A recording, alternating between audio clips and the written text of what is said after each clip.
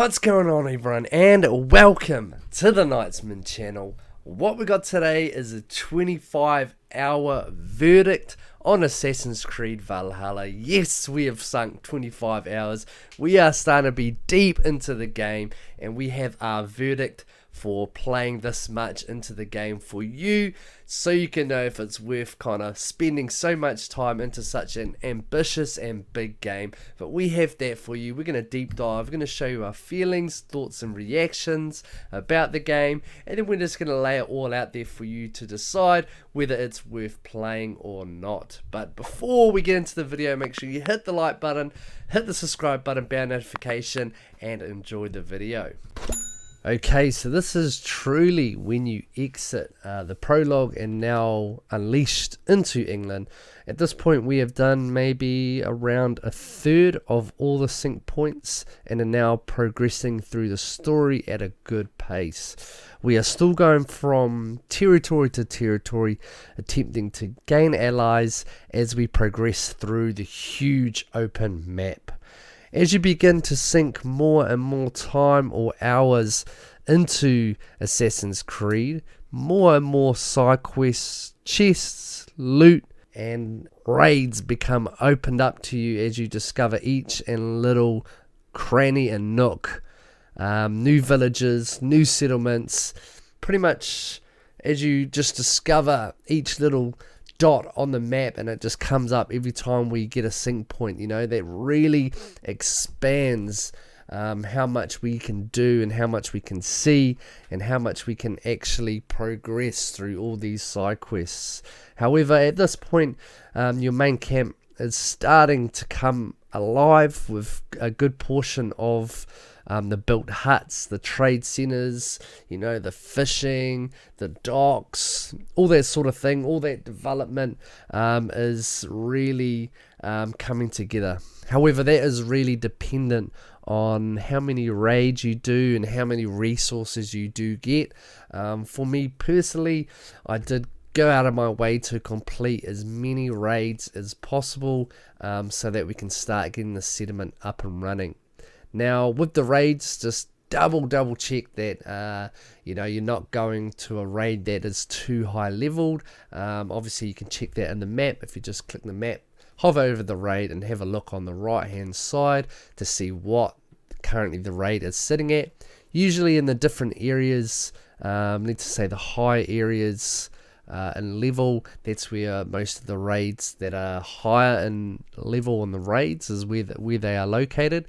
So you know, you aren't going to progress to those higher spots anyway, so just progress through the story as usual, and the raids will open up as you hit the certain areas. And when you hit those certain areas, you should be at a required level for that area anyway, so just ticking the raid off when you're around the vicinity works quite well. At this point in the game, the combat really does feel natural, and we're really, you know, getting the handle of it. Unlike when we first picked up the controller, at this point in time, I'm starting to barrel roll away from, you know, enemies, really getting to the point where, you know, we're cleavering through hordes of enemies. We're starting to utilize more of the arrows. You know, I didn't really utilize too much of the arrow system when I first started, but now we're starting to incorporate, you know, changing up certain aspects of the combat.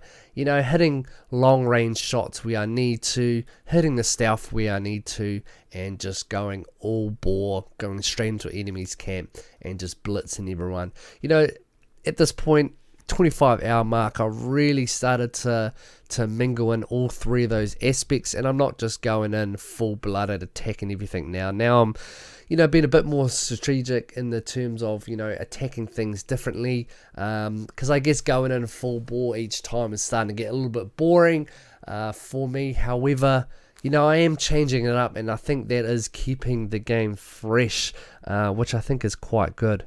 But in regards to main villains or the Templars, you know, I'm starting to really get the handle of it. And even though I'm finding Templars that, you know, exceed my current level, I am still managing to kind of get through them.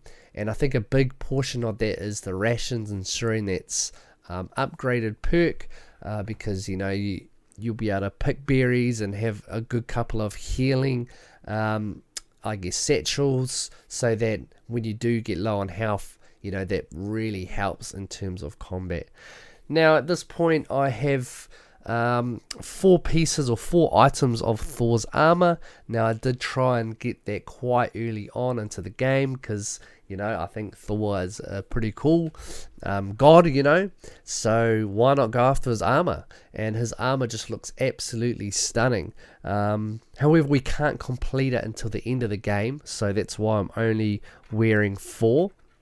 And they do look good, and there are various spots on the map pretty early on where you can get these items. However, the missions beating the boss or the witch or whatever you want to call them is quite difficult. However, it is well worth it. Once you get to the defeating the 3 witches, it just gets easier from there. However, in regards to the helmet and the hammer, we won't be able to get that later down the track, until we've progressed just a little bit more into the story. I think to finish the armor set, you do need to peel off everyone in the order, and once you've finished that, you can then complete the armor set, which I'm thoroughly looking forward to, because I think it is dope. Now, the weapons, I did acquire the highest weapon in terms of rarity. I did acquire that through the weapons dealer at our own camp. And it's a 2-handed weapon, sword, which is, it's really good. I've really gotten accustomed to it, and the way it feels swinging it, and the way it feels, attacking enemies. I haven't really changed my weapon since I've got that, and it really doesn't take long to do some of the bounty contracts and build up enough credits to actually get the sword. However, it does rotate out every week, so they do change out the gears, they do change out the weapons. So just build up that credit, and then just wait until there's an epic weapon.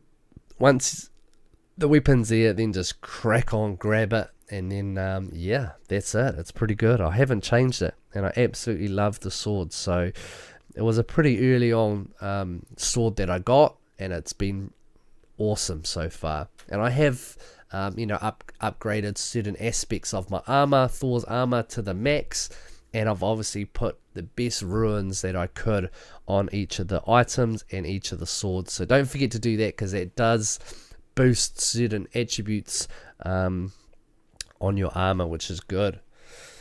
So definitely purchase that through your own camp.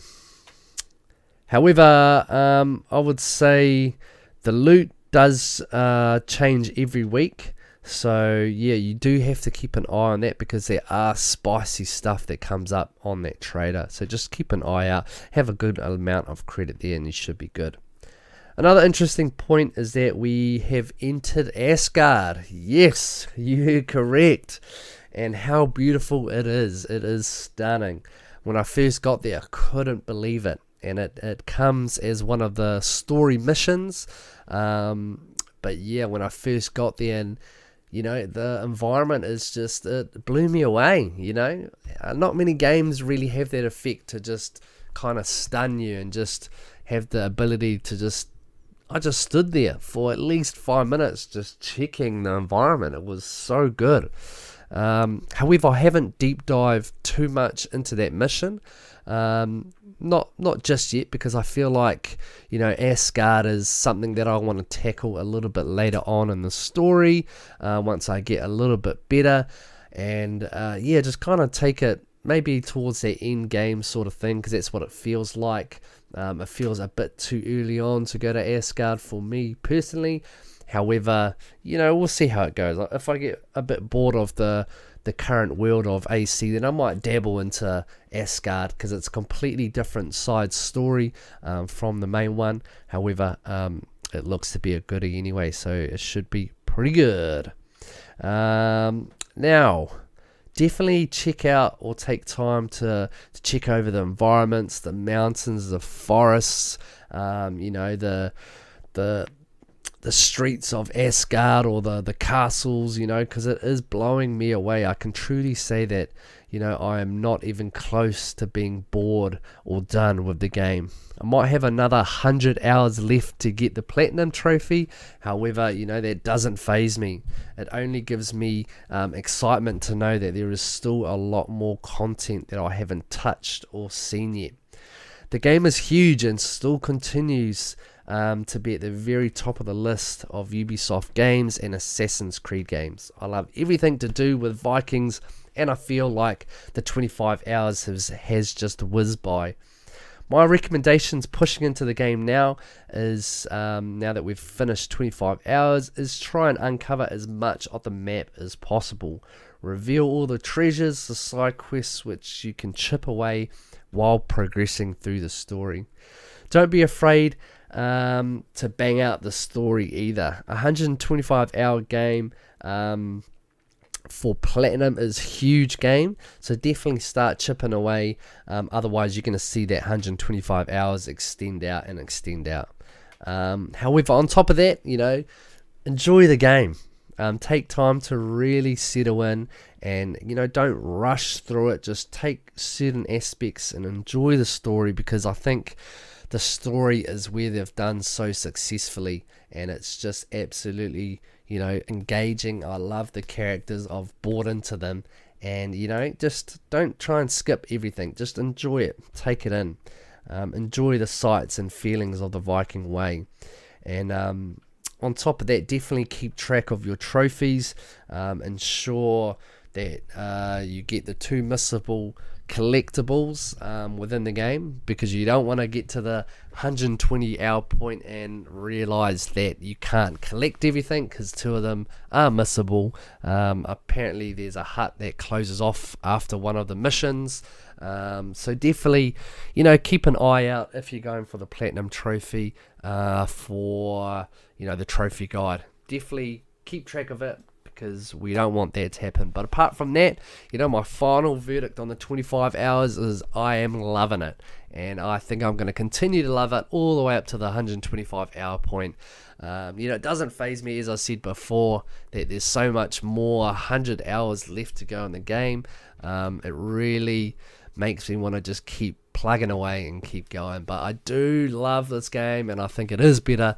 It is the best one that Ubisoft has done in terms of AC. So yeah, bang on. I give it a top score, top mark so far for the 25 hours. So if you're planning on buying the game, it's a definite recommendation from myself. I've done 25 hours now, so I can truly say that even through the first 25 hours, it's absolutely worth it, and you're not gonna regret it, and it's definitely worth the money. So thank you, Ubisoft, for not mucking this up. It's great. Hopefully you did get a bit of value from this video, and you have enjoyed it. But make sure you hit the like button, subscribe button, bell notification, and comment down below if you're currently playing Assassin's Creed and how many hours you have sunk into the game. But thank you for watching. That is Knightsman out. Make sure you check out all the other videos we have on the channel. We're starting to crack on to a little bit of Cyberpunk now, and yeah, we're really cracking on with some of these trophies. But thank you very much. That is Knightsman out. Cha-ching.